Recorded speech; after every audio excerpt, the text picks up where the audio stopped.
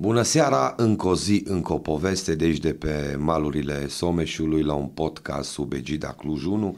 În această seară îl avem invitat pe deputatul Alin Coleșa, deputat AUR, aflat la al doilea mandat în Parlamentul României, membru al Comisiei pentru Sănătate și Familie și membru al Comisiei pentru Telecomunicații.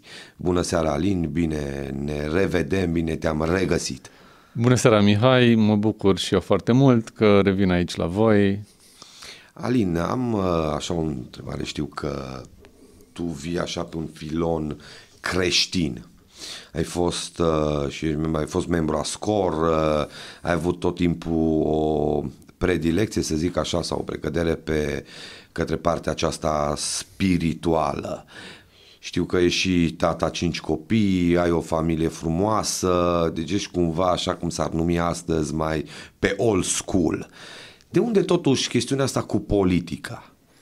Adică de la credință la politică. Este o întrebare bună.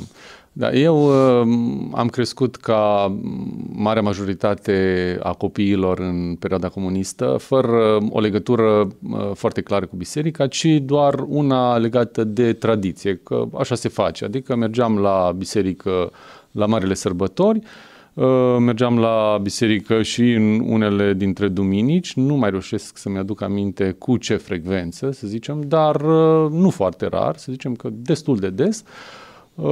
Eram obișnuit să mergem la biserică fără să mâncăm, să zicem, să ținem anumite posturi, dar cam atât.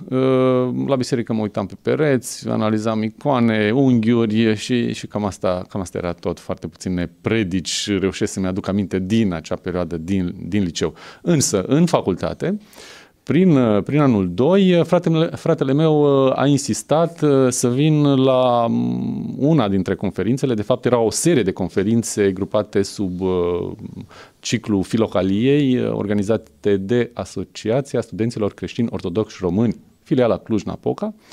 Și am fost. Și prima impresie pe care am avut-o intrând în Catedrala Ortodoxă și apoi continuând într-un anfiteatru de facultate, ascultând conferința preotului sau invitatului respectiv, a fost că aud adevărul, un adevăr rostit cu forță, într-un mod simplu, clar, care îmi vorbește mie personal. Deci am întâlnit atunci niște oameni extraordinari, am auzit niște cuvinte care nu erau doar cuvinte, ci erau încărcate cu multă forță, cu mult har. Și a fost o experiență pe care apoi am retrăit-o de nenumărate ori. Din acea perioadă mi-aduc aminte de conferințele părintelui Teofil Părăianu, extraordinar, e doar un exemplu. Și pentru noi a devenit, o adevărată plăcere să ascultăm și să ne implicăm în viața bisericii în mod activ, încă din studenție, prin activități, să zicem, specifice credinței, dar și activități sociale, de la tabere, la azile de bătrâni sau copii cu cerințe educaționale speciale. Era liceul cu deficiențe de vedere, de exemplu, unde ne implicam destul de constant.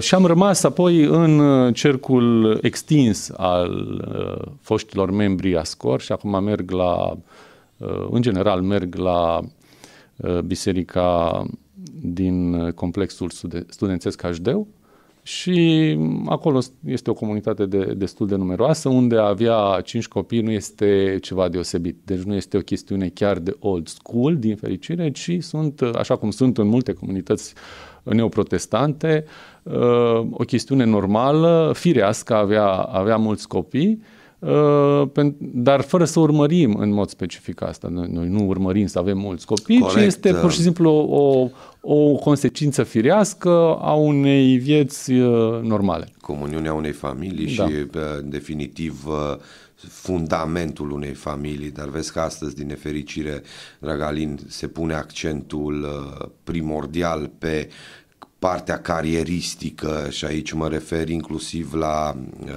partea feminină a unei relații, a unei familii, cât și pe partea masculină și atunci de fiecare dată, din nefericire, partea aceasta paternă sau maternă revine pe locul 2. Și încearcă societatea, din nefericire, să imprime cât mai mult și cât mai agresiv această componentă, în așa fel încât vedem că familiile devin astăzi doar familii cu un copil, maxim 2 copii. Da, este un subiect foarte vast. Poate îl vom discuta cu alte ocazii, adică de la chestiuni care distrug în mod evident familia, cum este ideologia de gen, care este o formă academică, să zicem, acceptabilă a ideologiei LGBT, până la așa numita este o egalitate de șanse a femeii cu bărbatul, unde, într-adevăr, sub masca unei egalități absurde, matematice, în orice domeniu, maternitatea primește o încărcătură negativă extrem de puternică. Avea copii înseamnă a-ți rata viața, pur și simplu, din această perspectivă. Dar este un alt subiect. Să încheie așa. Este egală femeia cu bărbatul? Egală... Din punct de vedere, în fața lui Dumnezeu, da, să zicem așa, dar din punct de vedere biologic, evident că nu. Și emoțional și psihologic nu sunt egali. Eu cred că este foarte greșit pusă și am pus o întrebare greșită. Intenționat, și am să spun și de ce. Cred că aici este greșită abordarea și percepția și îndreptarea întregii atenții în a fi egale. Femeia cu bărbatul, nici pe departe, nu sunt egali, nu vor fi niciodată egali. În schimb, partea frumoasă este că sunt complementare. Evident. Niciodată cele două aspecte nu vor putea fi egale, dar vor fi de fiecare dată complementare și aici este frumusețea. Frumusețea pe care unii, din nefericire, prin diferite sintagme sau sub diferite chestiuni doctrinare, încearcă să le scoată în față, încercând să zgândere orgoliu unei părți sau alteia.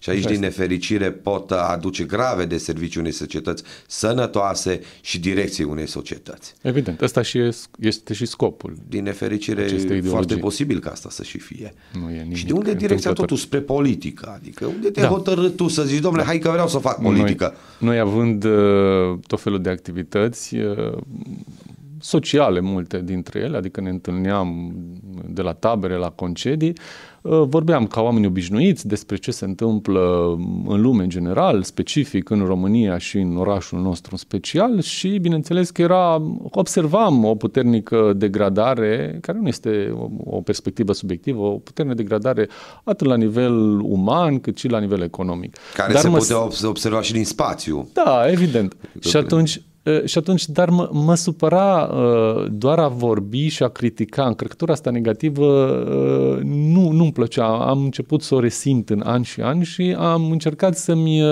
să-mi pun problema altfel. Oare nu dacă am fi noi politicieni, nu. Putem noi recunoaște niște soluții și niște oameni din postura de creștini astfel încât să nu le ignorăm. Și în felul ăsta, aș fi vrut să discutăm mai aplicat de politică, doar atât. E adevărat că, să zicem, în transformarea mea, probabil un rol important l-a jucat și, să zicem, oamenii din jurul editurii Rost. Citeam revista Rost, citeam și online ce scriau ei și era acolo Claudiu Târziu, Răzvan Codrescu, Gheorghe Calciu Dumitreasa, Marcel Petrișor și, mă rog, mulți alți colaboratori care scriau acolo ori în revistă, ori cărți și ei făceau așa o legătură normală între creștinism și lumea din jurul nostru, cetate, cum se zice. Și aș fi vrut să discutăm în comunitatea mea, să discutăm mai mult așa aplicat, dar din păcate nu aveam foarte puțin succes, adică în general, ca și acum, cred, există o atitudine refractară față de politică nenaturală, aproape că, dar nu este o situație singulară. În foarte multe comunități creștinești ajunge ca politica să fie privită ca rea în sine, o perspectivă care, să zicem, spune că fiind aproape rea în sine și o mocirlă a păcatului, a te implica în politică înseamnă în mod inevitabil a te murdări de acea politică de păcat. Și asta de o parte echivalează cu o distrugere. Pe care l-ai tot lovit cu o botă și te miri după aceea că el nu mai vine la tine niciodată când tu-l fluieri. Păi, cu siguranță după ce ai tras periodic șuturi în fund, el nu va mai veni la tine. Aici este efectul atitudinii pe care l-a avut politicianul și spectrul politic. Aici nu politică, nu discutăm de politică, ci de cei care fac politică, de cei care au fost implicați în politică și modul în care ei s-au raportat la cetățean. Iar perpetu dezamăgind, bineînțeles, și reacția este normală a cetățeanului de a nu mai avea încredere în tot ceea ce se învârte în spectrul politic. Va trebui muncă multă și aleși pe sprânceană politicienii în așa fel încât astfel de, sau abordarea cetățeanului, percepția lui despre politică să se schimbe. Da, e adevărat. Însă eu cred că lucrurile sunt și chiar o minune. Mai complexe. Adică chiar dacă până la urmă noi trebuie să ne vedem în creștinism măsura noastră. Măsura noastră este, a fiecărui om, una este foarte mică. Este mică în realitate. Noi trebuie să avem onestitatea asta. Și atunci, chiar dacă noi suferim atâtea dezamăgiri firești, aș spune, dinspre exterior, nu trebuie să ne pierdem încrederea față de celălalt și să cădem într-o atitudine negativistă. În fine, fiind conectat la ceea ce scrie atunci Claudiu Târziu în special, Răzvan Codrescu, de fapt, mai mult, nu contează, dar la Claudiu Târziu am văzut un articol despre George Simion. Era un articol informativ, dar acolo i-am regăsit anumite explicații pe care al unor acțiuni sociale în spatele cărora eu nu știam cine stă și mi se păreau destul de ciudat de bune. De exemplu, mergând acolo la biserică, nu era construit parkingul de lângă cantină. În vreo 2 veri am văzut constant, destul de câte 2-3 într-o tură, autobuze, autocare cu cu număr de Republica Moldova și scrie acolo în față: cunoașteți țara. Nu am avut. Eu i-am auzit numai pe șofer, că stăteau așteptând oamenii, nu știam ce cu chestia. Am remarcat-o. După aceea am văzut declarația Parlamentului din 2018, cumva foarte deschisă, foarte curajoasă față de clasa politică, față de starea clasei politice, față de reunificare cu Republica Moldova. Bine, știam și noi toate ștampilele alea cu Basarabia, România și așa mai departe. Și am aflat că în spatele lor este George Simion, de fapt grupul, acțiunea 2012 și așa mai departe. Așa, am cunoscut și eu tot de acolo. Și nu doar asta, ci și anumite atitudini m-au cucerit din partea lui George Simion din acel interviu. De exemplu, faptul că orice om poate să cadă, dar asta nu înseamnă... Și-a rămas cucerit, sau? Da, da. Bineînțeles că să zicem, într-o apropiere începi să vezi anumite defecte la om, dar ca într-o căsătorie, să zicem așa, treci peste ele pentru că sunt chestiuni secundare față de idealul spre care mergi. Da, bun, în definitiv e om. Da, evident, se vede. Supus greșelii. Se vede din exterior. Nu suntem niciunul perfect, absolut. Dar, bun. Și am zis, în 2019, am zis că am și eu cu cine votez la europarlamentare și după aceea am văzut că ei anunțau că vor face o nouă mișcare politică. Având gândurile despre care mi-am spus că nu pot avea conștiința împăcată dacă nu mă înscriu formal. Eu știau, având 5 copii, o slujbă, simțeam că nu mă pot implica politic în mod real. De fapt, modul ăsta de implicare politică reală este o chestiune foarte subiectivă, mi-am dat seama în timp, putem să o discutăm, dar am zis, măcar formal eu mă înscriu, adică mă înscriu în partid și fac niște acțiuni minimale pe care un membru de partid trebuie să le facă, care nu mi-au mult timp, răspândesc adevărul, nu dezinformarea, eu știu, particip la niște acțiuni, chestiuni minimale și în felul ăsta îmi răspund propriile mele conștiințe. Și am făcut asta și a venit încă de la început, a trecut prin Cluj-Napoca George Simion, a discutat cu noi, fiind vreo 3-4 acolo. L-am văzut pentru prima dată pe George Simion, repet, a discutat personal cu fiecare dintre noi. După aceea am început să avem acțiuni. Am participat la lansarea partidului din 1 decembrie 2019. Am fost printre membrii fondatori pentru că am completat-o. Eram deja de câteva luni, participam la acțiuni. Și deci ești unul dintre membrii fondatori la filialei Cluj. A partidului. Am fost la Alba Iulia în 2019. A partidului, și nu a filialei, a partidului discutăm. Păi nu, da, evident. Da, bravo. Păi, felicitări. Nu știam aspectul acesta. Asta au fost faptele. Bun. Apoi în 2020 deja a fost un an electoral, știm că am avut alegeri locale în septembrie 2020. Pe mine nu mă interesa pe ce poziție sunt, dacă sunt pe vreo listă, dacă am o anumită poziție, chiar nu mă interesa, dar exista, fiind partid extraparlamentar, aveam o șansă de a avea un om plătit în secțiile de votare dacă listele noastre erau pline, asta era primul criteriu pe care noi îl știam și atunci am fost și eu pe listele și de la județ și de la municipiu, pe anumite poziții pe undeva, eu nu știu pe ce poziții. Iar la parlamentarele din 2020, iarăși nu mă interesa, eram undeva. Trebuia să fie o anumită persoană pe prima poziție. Din motive personale, acea persoană s-a retras cu o săptămână, mai știu, mai mult sau mai puțin, și-a retras candidatura, a zis că nu mai participă înainte de depunerea dosarelor. Gluma asta cu motive personale a fost și la Teodor Stolojan când s-a retras și a ajuns candidat la prezidențiale Băsescu, Traian Băsescu. Aici nu era nicio miză. Deci a fost, de data asta a fost chiar de ordin personal. Evident. Nu era nicio miză, adică noi nu credeam în mod real că cineva din Cluj va fi în Parlament, indiferent de poziția pe listă, pentru că am văzut, fiind un partid nou, am luat 1% național la alegerile locale, pe județele, așa zis, progresive, de fapt regresive, localitățile, cum este Cluj-Napoca, scorul era clar mai prost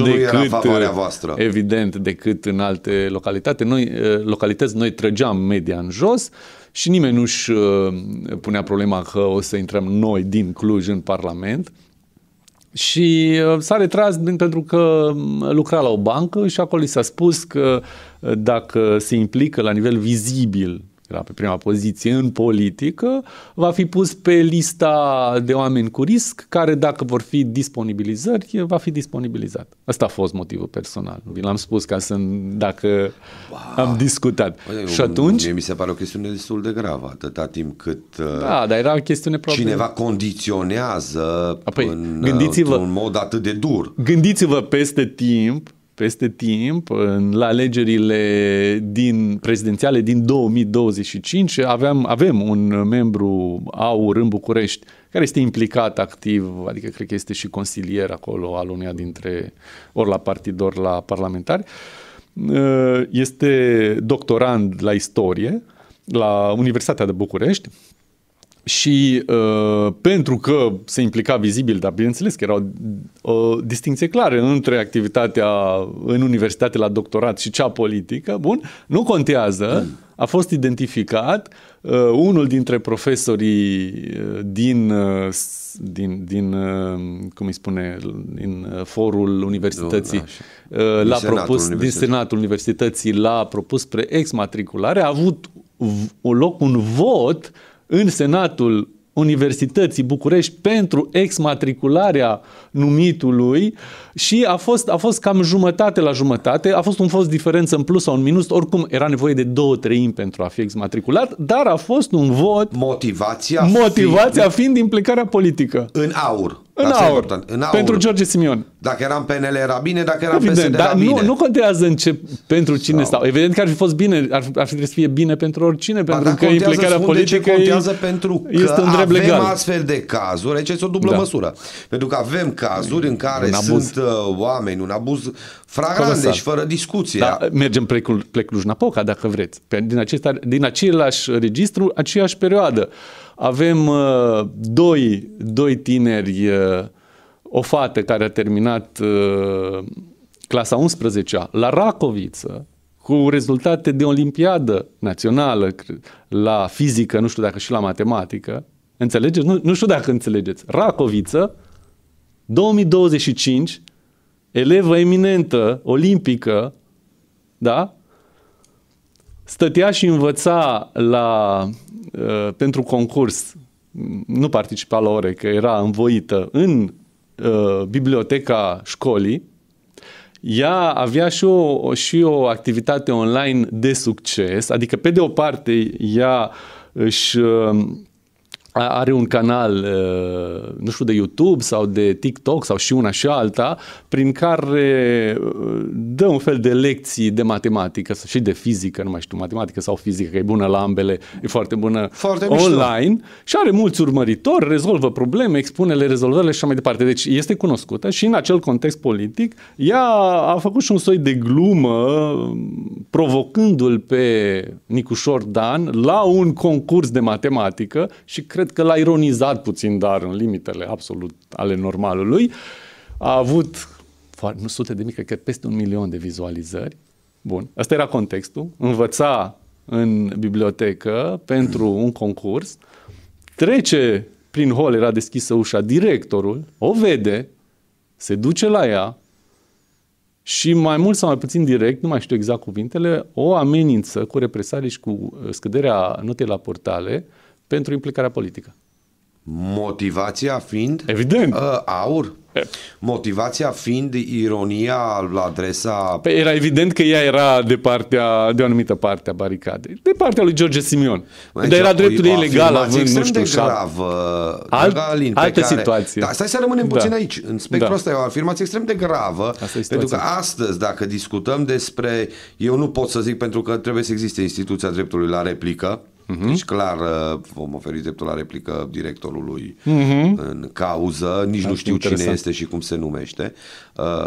Nu știu dacă, n-am auzit de acest caz, nu știu dacă a fost vreodată făcut public sau s-a vorbit despre el, adică tu fiind astăzi deputat, întreb, ai făcut o interpelare către Ministrul Educației pe acest subiect? Adică mi se pare o chestiune extrem de... Eu am aflat cu domnul senator Șipoș, a aflat înaintea mea și a vorbit la inspectorat și situația s-a aplanat. Era normal să se aplaneze. Și eu acum n-aș vrea să-i fac probleme fetei, înțelegeți? Dar ți-am dat un exemplu. Chiar mă gândeam să vorbesc cu el personal, adică prin minister eu nu rezolv nimic, pentru că nu este nicio dovadă. A fost o discuție personală între director și așa, care și-a folosit poziția dominantă pentru a intimida pe această persoană. Aceeași situație, dar cred că se avansase un pic mai mult, un băiat, tot așa implicat la noi, între membrii noștri, termina clasa 12, cred că la Șincai sau Bălcescu, de-aia zic, nici nu mai știu care. La care se face germană? Cred că la Bălcescu. La Bălcescu era atunci. Sper să nu greșesc. Coșbuc e cu germana. Da, Coșbuc e cu germana, ok, Coșbuc. Deci nu contează până la urmă. La Coșbuc. Iarăși un liceu foarte bun. La fel a fost amenințat de către director cu scăderea notei la portare. Același tipar. Tot bazându-se pe... Evident că un elev este stresat și este intimidat de poziția poziția corectă. Ce vreau să mă simt obligat să fac această remarcă. Clujul fiind un oraș care se află în topul orașelor din punct de vedere academic și îți mai zic până departe. Am cunoscut foarte mulți profesori și aici cred că e foarte important să spunem și lucrurile frumoase pe lângă cele negative și este foarte bine că le-ai adus în discuție și cred cu tărie că există, ca și în orice comunitate, ca și în orice formațiune, există și oameni care nu fac neapărat cinste acestei meserii. Dar pot să spun și să afirm cu tărie, iubesc acest oraș și iubesc comunitatea educațională din acest oraș pentru dedicarea și performanțele pe care de multe ori au reușit să le facă cu finanțări puține, cu muncă multă. Evident. Și oameni dedicați care au trecut peste absolut orice fel de problemă cu stoicism și au reușit să facă față și să ducă pe culmile succesului. Mihai, aici vorbim de două exemple. Deci vreau să fac această remarcă neapărat. Statistic vorbind, reprezintă foarte puțin. Corect. Dar ți-am dat niște exemple de situații care există, foarte grave. Dacă ele există, deci aici o pun foarte important, o pun sub semnul probabilității, dacă ele există, la fel cum au venit, sunt doar astăzi la nivel informal. Corect. Dacă ele există, sunt de o gravitate condamnabilă și fără discuție organele abilitate, și aici discutăm despre inspectorat și toate celelalte sunt imposibil de ultimele două de dovedit. Adică oamenii pot să zică, domnule, vorbești prostii, corect, dar sunt reale. Îmi asum chestiunea asta. Mergem pentru că pe cuvânt, cum ar veni. Exact. Da. Sunt reale, nu sunt niște povești. Cred că există această variantă să se întâmple astfel. Sunt și oameni de genul ăsta, dar deocamdată, din nefericire, este o chestiune nedemonstrabilă. Din păcate. Evident. Bun. Până totul mi-ai spus și așa, ai vrut tu să faci atunci pasul. Ai zis, domnule, uite, fac pasul și ai ajuns pe o listă. Pe lista unde s-a retras din motive personale. Fiind foarte puțini implicați în mod activ și eu fiind în mod real în biserică, având 5 copii, fiind și programator, așa să zicem că este încă, să zicem, o meserie la modă care dă oarecum bine. Am ajuns eu, foarte pe scurt, îți spun, pe prima poziție și m-am trezit în Parlament în 2020. Bun. Asta e foarte pe scurt povestea. Trebuie să fim și sinceri și să spunem că nu ne-am fi așteptat niciunul. Adică noi doream să trecem, chiar doream și chiar speram să trecem acel prag de 5% la nivel național, astfel încât cei din conducere și, bineînțeles, județele mai bine poziționate, în care răspund mai bine mesajului nostru, să ajungă în Parlament. Dar nici atunci atunci clar nu știam algoritmul electoral, ce înseamnă redistribuiri și așa mai departe. Habar n-aveam. Și nu credeam că o să ajung, dar la redistribuiri, județul Cluj fiind unul numeros, și având alocați 10 deputați și 4 senatori, la redistribuit am ajuns în Parlament. După care ați ajuns aurul la alegerile prezidențiale și că aș vrea să discutăm puțin despre susținerea domnului Georgescu și fenomenul Georgescu, pentru că este un fenomen. Da. Și trebuie tratat ca atare, fie că sunt taberele pro sau contra, fenomenul rămâne. Deci el este practic exprimarea acelei mase tăcute care a fost într-o formă sau alta ignorată sau dezamăgită. Deci sunt cele două componente. Cea ignorată, masa ignorată perpetu de către factorul politic, care s-a cocoțat în jilțul politic și n-a mai coborât care nu putea fi ca politicieni. Cred că toată lumea își dă seama că într-un business încerci să ajungi la cât mai mulți clienți, în modul cel mai onest. Deci oamenii nu sunt în general ignorați, ci pur și simplu pentru ei nu exista ofertă. Nu era ofertă reală. Și mai este componenta cealaltă, cei dezamăgiți, adică cei care au votat perpetu diferite partide la diferite tipuri de alegeri și care au fost dezamăgiți. Și astfel ne-am trezit cu un domn Georgescu cu un calup impresionant de voturi. Așa este. Acum aici e discutabil dacă ne place sau nu ne place domnul Georgescu. Acum mie personal nu prea place, dar aici e o chestiune personală. Să-ți spun foarte, foarte pe scurt, încerc să fiu scurt, cum l-am perceput nu fi scurt, chiar te rog să fii mai... Pe Călin Georgescu, pe domnul Călin Georgescu. El, până la primul tur al alegerilor prezidențiale din 2024, era competitor de al nostru, chiar dacă am avut o apropiere la nivel de partid de conducere cu el și pe marea majoritate a problemelor de politică, probleme importante, noi eram pe aceeași lungime de undă. Și putem să le analizăm foarte pe scurt ce înseamnă asta. Bun. Fiind competitor, bineînțeles că l-am privit în acest sens, dar, de exemplu, intrând în contact cu diferiți creștini de diferite denominațiuni, da?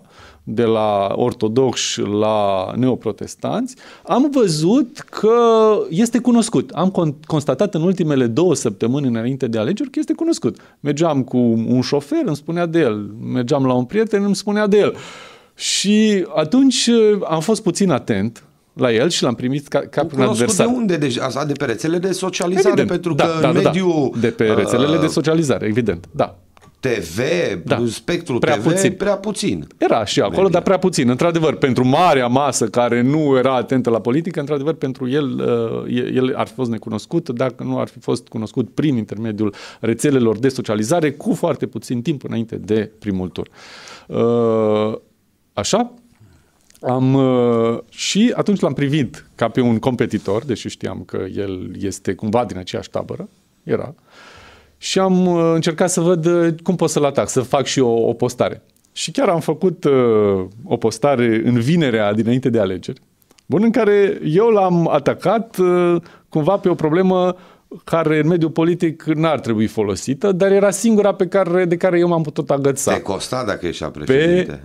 Nu cred. Era pe probleme de dogmatică. I-am căutat niște afirmații, niște înregistrări mai vechi, nu știu, de prin 2017, cred că erau, în care el, în toată lungimea unor conferințe, făcea vreo 2-3 afirmații destul de scandaloase din perspectiva mea, să zicem așa. Adică incrimina dogma creștină în sine. A făcut-o de mai multe ori. Da, este o greșeală fundamentală din punct de vedere creștin. Pe noi, creștinii, indiferent de cult, de denominațiune, ne unește, corect.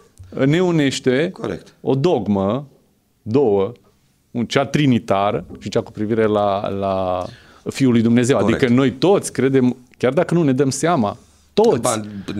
Unii mulți nu-și dau seama și privesc dogma așa ca o chestie urâtă, care mă forțează, este de fapt care ne închistează între componentele religioase. Da, noi avem dogma trinitară, noi avem un Dumnezeu în Sfânta Treime și știm că Dumnezeu Fiul este Dumnezeu adevărat și om adevărat. Și nu poți să privești dogma în sine, mai ales cea creștină, negativ. Bun. Și l-am taxat pe chestia asta, zic că din punct de vedere creștinesc nu este admisibil. Și mai făcea el niște afirmații cu privire la biserică, dar era cumva țintită spre cea ortodoxă, în care spunea că preoții sunt lacomi și biserica este pornită spre profit. Eu știam că nu sunt reale. Nu sunt reale informațiile și le-am taxat și mai făcea o recomandare cu privire la un guru, să zicem așa, care și ăla avea o atitudine destul de scandaloasă față de creștinism în trecut.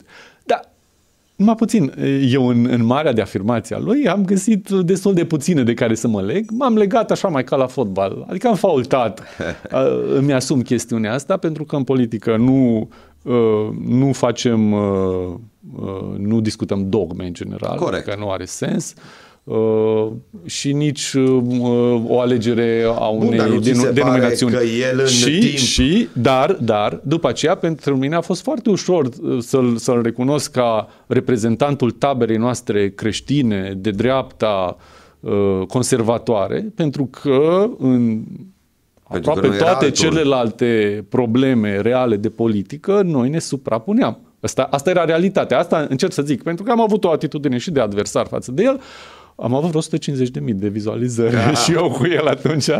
Dar probabil că mi-a luat o freză, cum se zice. Dar nu ți se pare că toată transformarea asta a lui a devenit într-o a început să-și îmbrace o robă de asta mesianică în care să ne explice și a devenit sfătosul de profesie care ne explica nouă în cuvinte flamboiante cum lucrurile se pot face și de ce nu se pot face și dacă atât de alambicat că în definitiv dacă trăgeam oarecum linie observam că erau multe expresii, terminologii golite de conținut.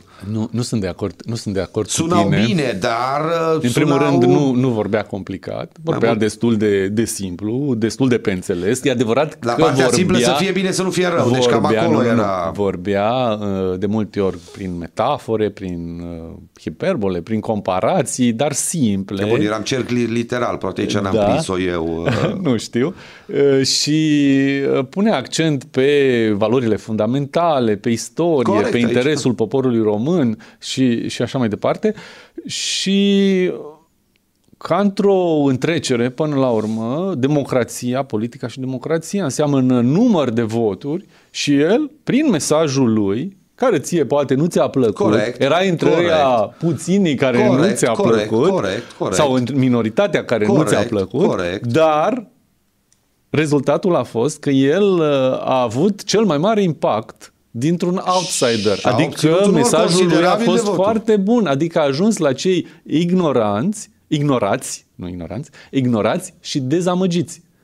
Adică a ajuns exact unde trebuia din punct de vedere politic. Adică a fost un politician foarte bun, fără ca în problemele practice, politice, sociale și așa mai departe să fie un evaziv și un ignorant. Nu. De la politicile energetice bazate pe încălzirea globală, pe care le denumea foarte simplu o escrocherie, la educație, să zicem. Bun, eu cred că el este de fapt produsul unui eșec.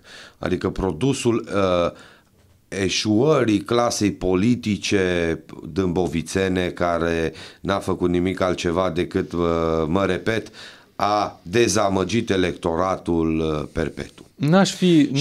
E speculația asta pe care spui tu. Nu este adică până la urmă, adică oferta politică a fost tot aceeași și dacă stăm să ne uităm, singurul care ieșea într-o formă sau alta, într-o evidență, venea și spunea niște lucruri care într-o formă sau alta te atingeau în orgoliu național, îți doreai această societate utopică pe care el într-o formă sau alta încerca să o construiască, marșând pe chestiunea asta, tu având același tablou în față cu aceiași jucători, să zic, politici, cumva te îndreptai, dezamăgit fiind de panoplia de jucători politici existenți, te îndreptai evident către că nu este adevărat ceea ce spun. Era în 2024, da?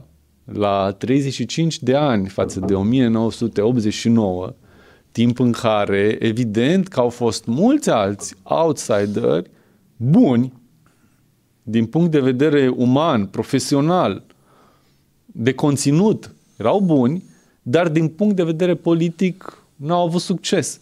Deci el era cu adevărat și este cu adevărat bun din punct de vedere politic, indiferent de părerea mea sau a ta, pentru că rezultatul în cazul lui este foarte cuantificabil. Corect. Și se reflectă în numărul de voturi, de intenție de vot, de simpatie și așa mai departe. Bun, eu cred că aici este o greșeală, că nu vine nimeni să ne spună.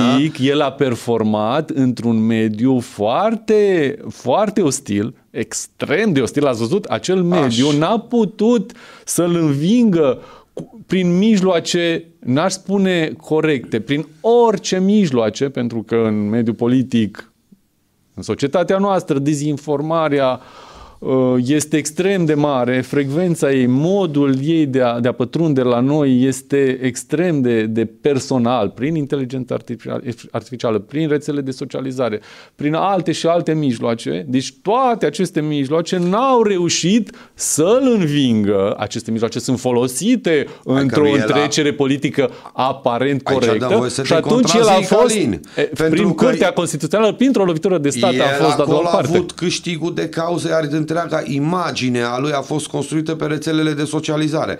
TikTok-ul, cred că tot a treia postare era despre Georgescu, indiferent, nu știu, conturi peste conturi, eu te întreb altceva. Hai să spunem că a fost un culoar înainte de primul tur, dar după aceea aceleași rețele de socializare, pe aceleași rețele și plus televiziuni, plus mass media de orice fel și așa mai departe, a fost sub atac țintit. Avem ce avem astăzi pe tabla noastră pe panoplie? Avem așa, anularea unor alegeri, așa, un pretins câștigător conform numărului de voturi și cineva care nu vine să ne spună astăzi decât, sau să ne arate cel puțin, cred că noi ca și popor, astăzi avem acest drept de a ni se spune și a ni se arăta, pentru că s-a făcut o acuză extrem de gravă. Aceea că avem un actor statal străin care a avut ingerințe în alegerile din România. Implicit în cazul domnului Georgescu, adică a influențat parcursul electoral al domnului Georgescu, implicit numărul de voturi. O acuză extrem de gravă. O acuză pe care în România post-decembristă n-a mai întâlnit-o, nu a mai fost adusă nici măcar la nivel de șoaptă șușoteală, iar astăzi a fost nu doar o acuză spusă, cât și folosită această acuză în a anula un tur electoral. Ceea ce este de o gravitate nemai întâlnită. Mă repet, dacă această acuză este reală, intervenția este corectă, dacă această afirmație nu este reală, atunci intervenția în anularea acestor alegeri este un atac flagrant asupra principiului democratic. Evident, cum a și fost de fapt. De ce spun asta? Pentru că, în mod real, dacă existau dovezi cuantificabile, ele erau expuse. Și îți dau un exemplu foarte, foarte clar. Dacă ar fi fost un actor statal, care l-ar fi sprijinit logistic pe Călin Georgescu în primul tur, el s-ar fi regăsit în numărul de conturi false, în numărul de conturi false și în anumite procedee de care a fost acuzat, prin care a influențat algoritmii. Știm poveștile foarte pe scurt și încerc să-mi aduc aminte de un raport TikTok dat în 2025, undeva înainte de primul tur al alegerilor din 2025, mai știu când a fost dat raportul ăsta, prin aprilie parcă, cu privire la 2024 și acolo scria deja, TikTok fiind amenințată de Uniunea Europeană cu represalii, acolo TikTok, care este o companie axată pe profit și încă una chinezească, scria așa, deja la capitolul conturi false, țin minte că erau vreo 300-400 de mii de conturi false identificate de ei pe parcursul anului 2024 și dezactivate, iar aveau o rubrică specială, deci nu aveau rubrică PSD, PNL, UDMR, USR, cum era normal, aveau o rubrică specială doar pentru AUR și Călin Georgescu. În condițiile în care, în afară de săptămâna aia dintre cele două tururi, adică de finalul anului 2024, AUR și Călin Georgescu erau adversari. Ți-am repetat, eu am făcut o postare, am făcut o acțiune împotriva lui Călin Georgescu. Ca atare, AUR și Călin Georgescu, din punct de vedere al conturilor false, nu puteau fi în aceeași rubrică. În mod evident. Bun. Nu un pic. Și ei zicea acolo că erau vreo 20 și ceva de mii de așa zise conturi false identificate de ei, raportate la alea 300-400 de mii de voturi. Era o normalitate, mai ales că ei aici includ și conturi de persoane care nu își arată propria identitate, dar ele sunt persoane care au 1, 2, 5 conturi, persoane care își fac un cont fals pentru că, să zicem așa, mai bănuitoare și nu au chef să-și dea date personale, numai puțin. Și asta era cea mai mare dovadă. Ce ți-am prezentat eu acum, în fapt, este cea mai mare dovadă de implicare din partea nu știu cui, că evident că n-au putut să dovedească nimic. Dacă ar fi fost o implicare din partea Rusiei, chestiunile astea informatice lasă urme, noi știm. Eu sunt programator. Nu poți să lași urme pe servere, pe aplicații folosite, pe algoritm, pe aplicații de emulare a comportamentului uman, dar care în sine sunt niște servere care generează click-uri, generează postări, generează cum vrei să le spui, lucruri care nu s-au dovedit pentru că ele nu au existat. Mai mult, ce s-a văzut a fost că au existat tot așa niște campanii umane, dar plătite, prin care PNL l-a crescut pe Călin Georgescu, scopul lor fiind, bineînțeles, adică a luat voturi de la George Simion și a le mutat lui Călin Georgescu. Ei au fost parte a fenomenului care a generat creșterea lui Călin Georgescu, dar să știi, aici arată și faptul, se vede și faptul că Călin Georgescu este într-adevăr un politician foarte bun, pentru că dacă ar fi fost altul în situația lui de a beneficia indirect de susținerea unor adversari de-a noștri care vreau să fure voturi de la George Simion, nu le-ar fi putut cuantifica dacă nu era bun. El era bun. Și s-a văzut în rezultat. E mai bun ca George Simion atunci? Din punct de vedere al numărului de voturi, a câștigat în primul tur. Atunci a fost mai bun.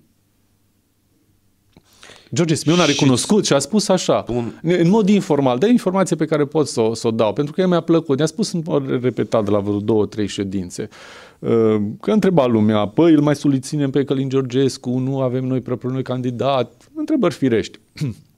Și el spunea așa, noi 4 ani, mai bine de 4 ani, ne-am chinuit să ajungem la acele categorii de oameni, precum spuneai tu, ignorați sau dezamăgiți, astfel încât să creștem politic, să putem oferi o soluție pentru oameni, pentru ei, pentru țară, și nu am reușit pe cât ne-am propus, că rezultatul era că George Simion a fost pe locul 3, noi n-am putut intra la guvernare, un scor care să ne permită asta, și atunci a spus, acest om, Călin Georgescu, a reușit asta. El a reușit să ajungă la cele, ca atare, fiind din aceeași tabără cu noi, noi trebuie să lucrăm cu el. Am undeva o sincopă de logică și o să-ți o spun care este.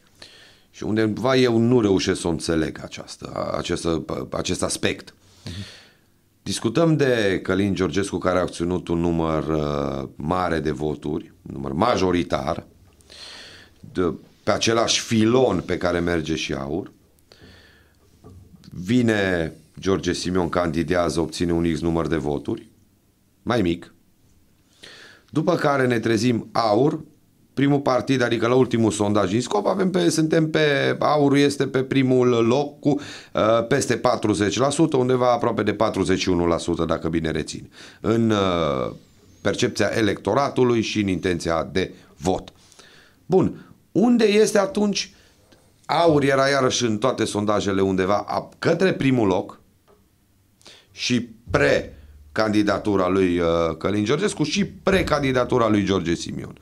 Ce s-a întâmplat acolo? Adică logica îmi dictează că ar fi trebuit să dea președintele României într-o formă sau alta, conform sondajelor. Ori sunt eronate sondajele, ori s-a întâmplat ceva pe parcurs.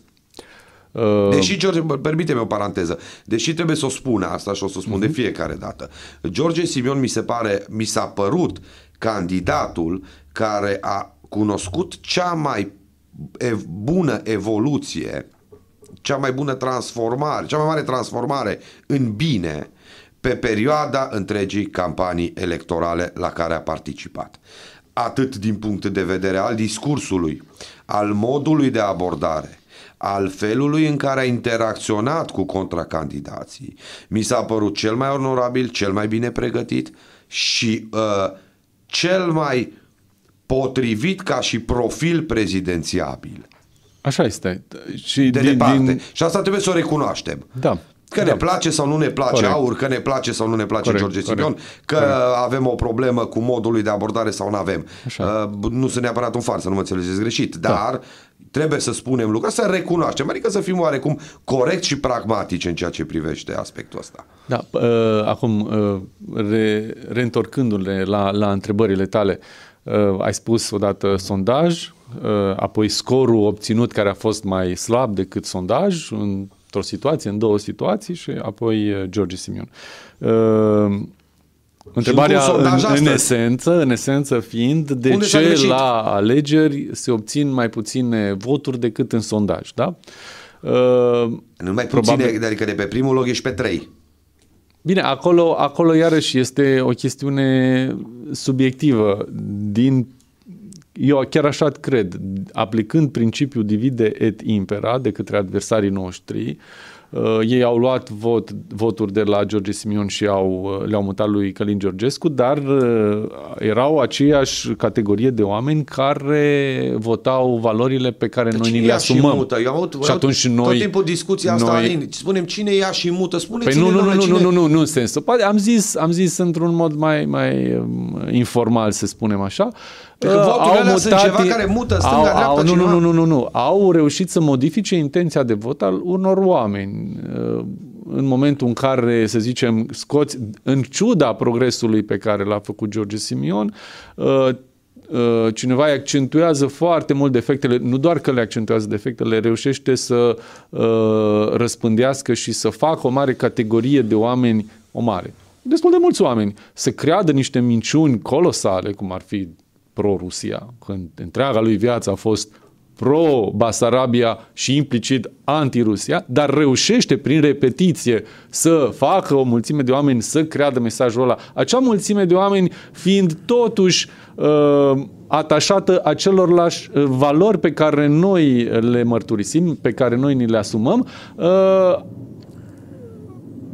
dar există un candidat din aceeași tabără, ei schimbă opțiunea politică la celălalt candidat. În sensul ăsta m-am referit că mută intenția de vot. Adică tu spui că repetitivitatea unei afirmații posibil mincinoase poate deveni un adevăr absolut care în concluzie modifică paradigma electorală și poate să schimbe un rezultat până la final. Mai ales știi foarte bine, ai enunțat foarte bine mecanismul ăsta, unul demonic, mai ales care devine mult mai eficient și mai rafinat în zilele noastre prin inteligența artificială, prin care folosește volume de date extrem de mari de la rețelele de socializare. Știm că Meta folosește toate informațiile din conturi, inclusiv pozele, pentru a-și antrena propriul sistem de inteligență artificială, de la Google, care își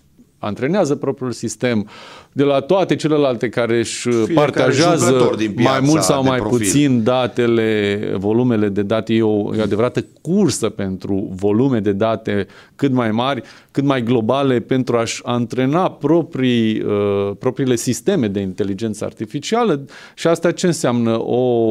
O rafinare a cunoașterii profilului unui om sau unui grup sau unei comunități, astfel încât aceste sisteme știu mai multe despre noi, despre comunitatea noastră din punct de vedere statistic, volumetric, decât știm noi. Deci oarecum înșelătoria s-a rafinat. Exact, și acele minciuni nu mai sunt răspândite așa cum se trăgea în trecut pe front, cu tunul, cu avionul, cu o marjă de eroare foarte mare, lansându-se extrem de multe bombe pentru a avea o șansă să nimerești unde trebuie. Direct acum prin sisteme de poziționare, prin satelit și așa mai departe, direcționezi o bombă fix unde vrei. Așa și aici direcționezi un tip de minciună spre o persoană sau un grup, știind că există cea mai mare probabilitate ca acea persoană sau grup să creadă acel tip de minciună. Alin, aș vrea să vin cu o întrebare care ne interesează, cred că pe toți, pentru că ești reprezentant într-o formă sau alta a noastră, a cetățenilor în Parlamentul României, ești cumva responsabil de destinele noastre și de viitorul nostru. Pentru că noi astăzi nu suntem acolo, tu ești cel mandatat și constatăm că avem un guvern care ne vorbește astăzi la nivel de fiecare zi, despre tăieri, despre ideologia în care astăzi noi ca societate am devenit o povară și trebuie să fim taxați pentru acest aspect. Noi sunt cei de la care se vor trage în definitiv bani, din ce în ce mai mulți. Sunt cei care vom suporta, fără doar și poate, deficitul bugetar. Suntem cei care va trebui să muncim mai mult pentru a acoperi gaura care se va provoca în buzunarele noastre, prin aceste măsuri care vor fi luate. Și aici vreau să te întreb ce face AUR și ce face, că te am pe tine astăzi în față, ce face Alin Coleșa astăzi, pentru că acest lucru să nu mi se întâmple mie. Astăzi un mic antreprenor a cărui bani de pe o zi pe alta se vor volatiliza și vor merge printr-o schemă Ponzi, să zic așa, în buzunarul altcuiva. Da, da. Noi am avut deja de prin 2022 un program de guvernare foarte bine articulat, l-am mai simplificat în 2024. Acum domnul Petrișor Peiu a enunțat un set de măsuri, să zicem, minimale. Dânsul recunoștea și în acest sens, în aceste măsuri noi evoluam, adică acopeream o gamă foarte largă, de la măsuri din agricultură, demografie, energie, economie, fiscal și așa mai departe, și încerc să fiu cât mai succint ca să rămânem cu o informație. Domnul Petrișor Peiu spunea foarte clar că în primă fază noi suntem nevoiți într-un asemenea climat să supraviețuim. Noi acum avem o moțiune de cenzură depusă datorită faptului că guvernul și-a asumat răspunderea prin acest pachet fiscal de măsuri foarte nepotrivite și foarte dure pe care le-ai amintit. Și se va vota luni acea moțiune de cenzură. Bineînțeles că nu ne îmbătăm cu apă rece, adică foarte puțin probabil că această moțiune să treacă, dar dacă o citești, vezi o analiză destul de bună a ceea ce au însemnat, de exemplu, evoluția veniturilor guvernamentale, cheltuielilor guvernamentale, evoluția creșterii economice, evoluția produsului intern brut, a măsurilor fiscale și financiare analizate din 2018 până în 2024-2025. Și în esență se vede foarte clar că deși economia totuși a avut mari probleme, mari contracții din cauza nebuniei numită pandemia COVID, unde guvernul a închis economia și am fost pe minus, adică n-am avut creștere economică, ci am avut contracție economică în 2020, minus 3, ceva la sută, în 2022, nu, în 2020 și 2021, minus iarăși vreo 30 ceva la sută. Bineînțeles că am avut o revenire pe 2022-2023, am avut 4 și un pic în 2023, dar 2, ceva în 2024. Veniturile totuși în asemenea situații în care este evident în ce am spus că economia pe ansamblu nu crește, totuși veniturile guvernamentale datorită unor taxe și impozite, că altfel nu au fost, au crescut cu 90%, rețineri, cu 90% între 2018 și 2024, de la vreo, nu mai știu acum, de la vreo 300 de miliarde de lei la vreo 500 și ceva de miliarde, 575 de miliarde de lei, ceea ce a însemnat aproximativ 90% creștere în venituri, enormă, totuși. Cheltuielile au crescut cu cât? Cu peste 120%, de la vreo 330 de miliarde de lei în 2018 la vreo 775 în 2024. Ce a însemnat în esența asta? Că nu puteți voi să produceți cât putem noi, adică guvernul, să cheltuim. Asta era, și nebunia aceasta trebuia stopată. Astea erau primele măsuri pe care noi trebuia să Bun, eu te întreb ce spun ceilalți colegi parlamentari, nu neapărat ai din grupul parlamentar AUR, ci ceilalți colegi parlamentari cu care îți fereci coatele într-o formă sau alta pe băncile Parlamentului, pe holuri, de la alte formațiuni politice. Ei cum văd lucrurile astea? Adică, totuși, ei sunt atât de convinși că această hotărâre de guvern va fi cheia succesului pe viitor? Evident. Evident că nu. Acum nu zic, mă întâlnisem cu unul dintre... Eram un grup de vreo 3 acum luni. Luni. Am fost la București când s-a citit, când a fost asumarea răspunderii și în aeroport m-am întâlnit cu 2 dintre colegii clujeni și unul era așa mai convențional, să zicem așa. Cred că vom reuși prin aceste măsuri și celălalt a completat, era de la alt partid, să punem țara pe butuci. Nu, evident, ți-am răspuns că nici ei nu parte din coaliția de guvernare ambii. Evident. Nu-ți spun cine, că ei glumeau. Da, ca să-ți arăt că... Dar nu vreau să înțeleg măcar, adică este o chestiune... Nici ei nu cred, evident, că sunt bune și se întreabă și ei și au o anumită autocritică nu publică sau prea puțin publică, întrebându-se cum am ajuns aici, în situația aceasta. Și cred că diferența între noi și ei este dată de faptul că noi am fost în acest sistem care poate te prinde și din care este greu să ieși, de obligații, în fine, nu contează, dar în același timp de valorile pe care ni le asumăm și pe care încercăm să le urmăm. Și care e soluția, drag Alin? De exemplu, și depunem moțiuni de cenzură la nesfârșit? Nu. Eu eu am lucrat pe proiectul ăsta, l-am depus în ultima săptămână de sesiune normală, că acum e una extraordinară care urmează celei normale și care se termină, săptămâna viitoare după votarea moțiunii.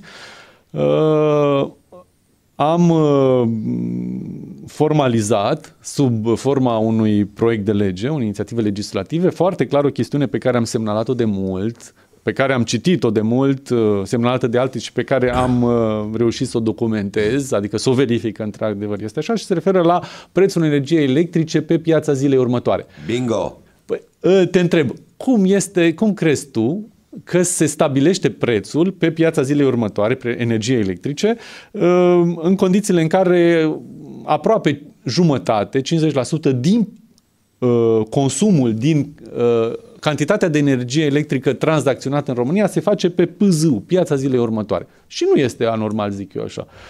Acolo este o piață, este o licitație. Atâta timp cât prețul este speculativ. Este o bursă. Dar hai să spun, gândește-te, răspundem. Știi cum se stabilește prețul? Dar nu o să te las pe tine, uite, le spui tuturor. E proiectul tău. Da, hai că îți fac o comparație. Hai să înlocuim, ca să înțelegem absurditatea, să înlocuim energia electrică cu roșii. Am zis eu așa, roșii. Pătlăgeaua roșie. Da?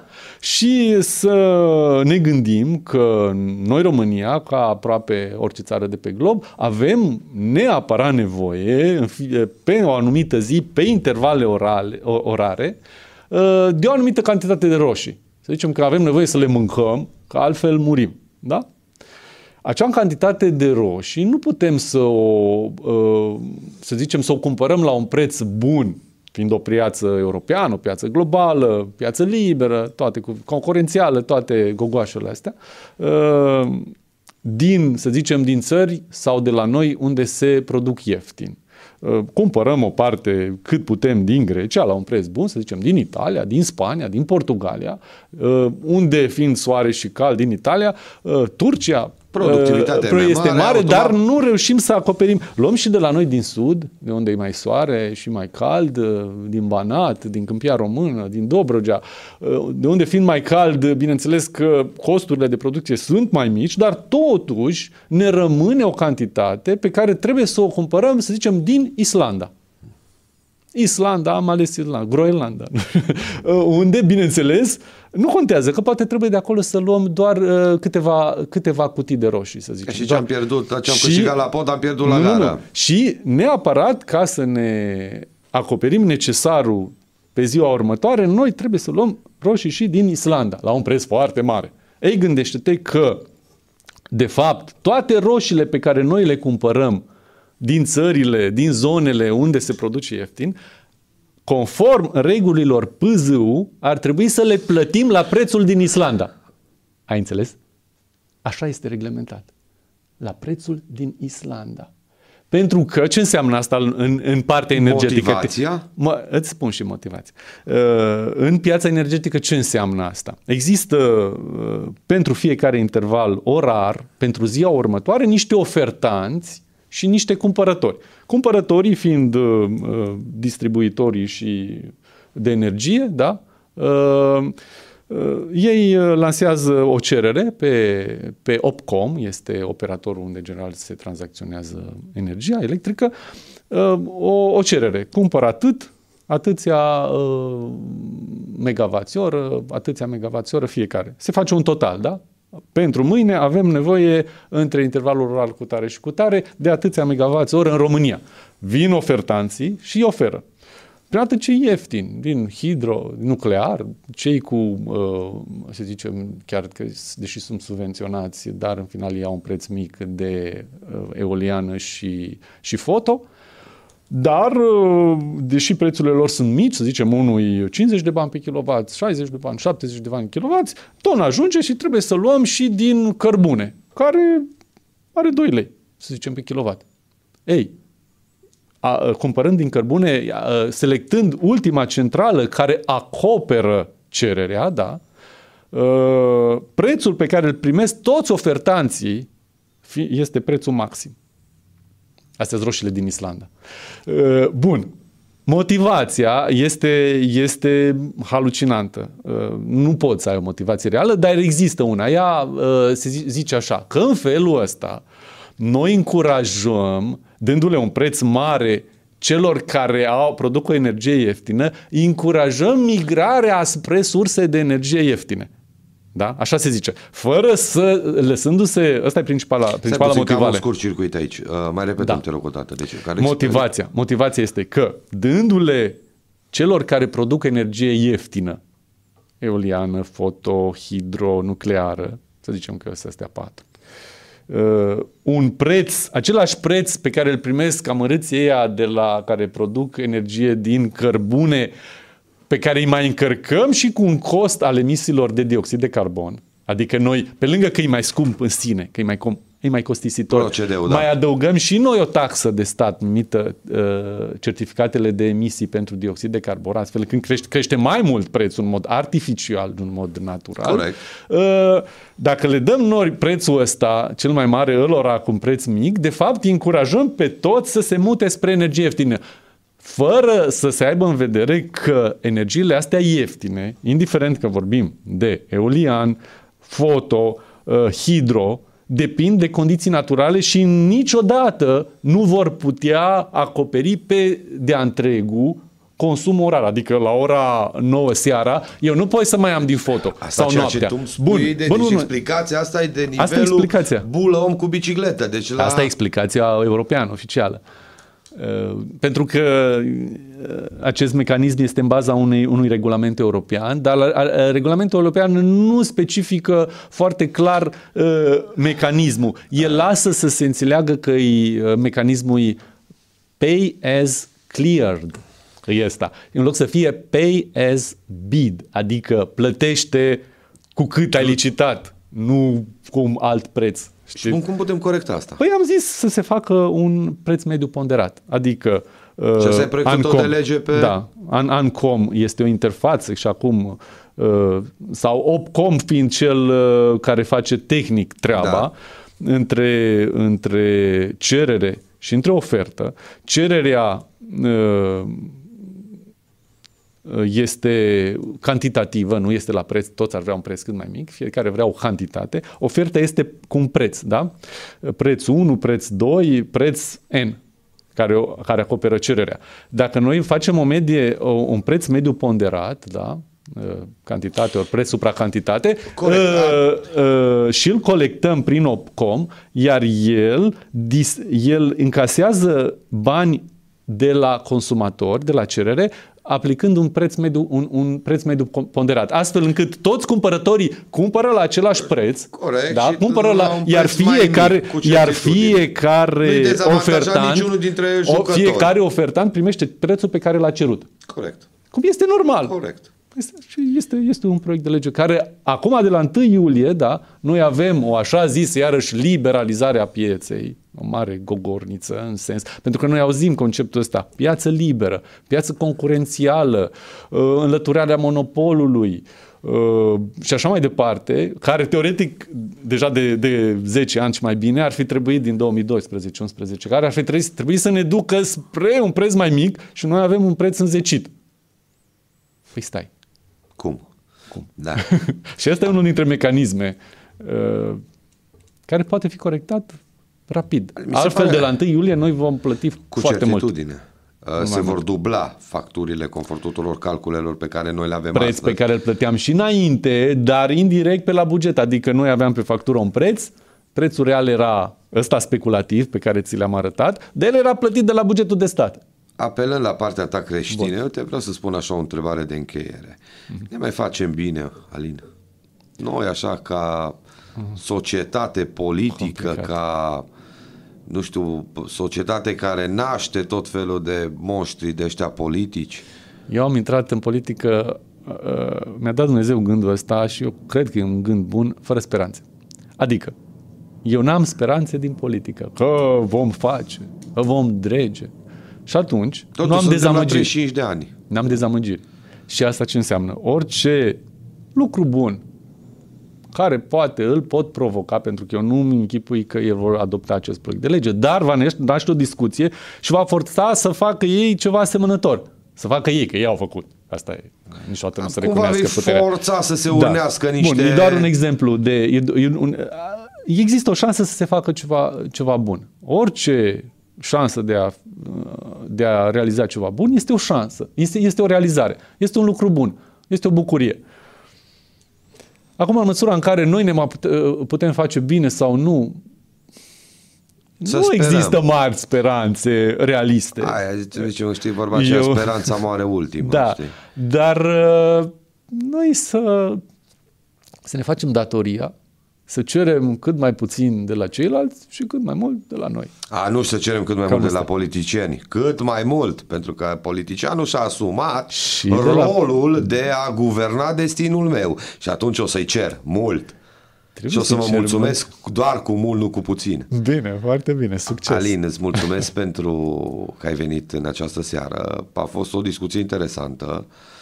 Sper să ne mai revedem, sper să mai discutăm despre acest proiect de lege, mi se pare, sper să fie lege în final. Doamne ajută. Mi se pare super interesant și îți urez mult succes și sper să reușești în proiectele tale, pentru că am convingerea că vor fi bune și sunt în interes de multe ori. Mulțumesc mult, Mihai, pentru toate gândurile bune, pentru urările tale, pentru discuția noastră, care mi-a făcut și mie plăcere, și eu îți urez la fel realizări dintre cele mai bune. Mulțumesc asemenea. O seară frumoasă și ne revedem săptămâna viitoare cu un alt invitat. La fel aici pe malurile Someșului, unde vom dezbate diferite probleme, că este din spectrul social invitatul, că este din politică. Vă garantez că va fi un episod interesant. O seară frumoasă.